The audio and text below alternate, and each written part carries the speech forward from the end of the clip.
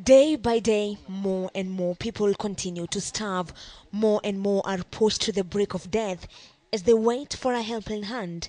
Food has become scarce. The biting drought has all but put even the most meager of meals out of reach for many. Women and children are struggling to survive in a crisis that seems to deepen by the day.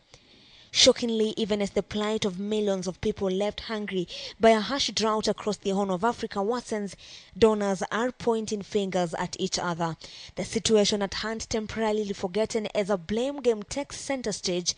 UN Special Advisor on Millennium Development Goals, Jeffrey Sachs, now says the United States, the largest donor, has failed to respond to the crisis. We've been warning almost day in and day out of the growing calamity of the drylands of Africa.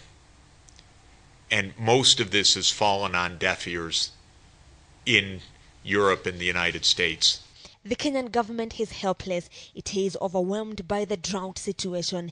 Maize depots have run dry. Food prices are becoming increasingly unmanageable for the average Kenyan. The government has unveiled a plan that involves maize imports and, cornered by the crisis, has granted permission for the importation of GMO maize. That, however, is running into problems. A government that does not protect its producer is not a government worth being in office. A government that cannot feed its people is not worth the name of government. And this country has reached a point where the government of Kenya must now jealously protect the interests of our farmers. It is not yet even clear whether the maize imports will meet the food deficit in the country, but tackling or preventing crises has never been the government's strong point. Our inquiries on how much has been set aside to tackle the drought drew blanks and a promise to get a statement by Wednesday. Donors have actually been at the forefront in fight against the drought.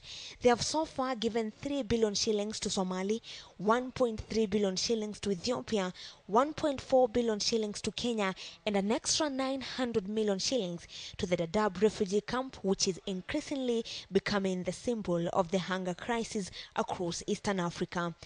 385,000 children stare at death. They too will not wait for government to plan on food rations distribution. They need food immediately. And the crisis that is the influx of at the rate of 10,000 a week just compounds the problem.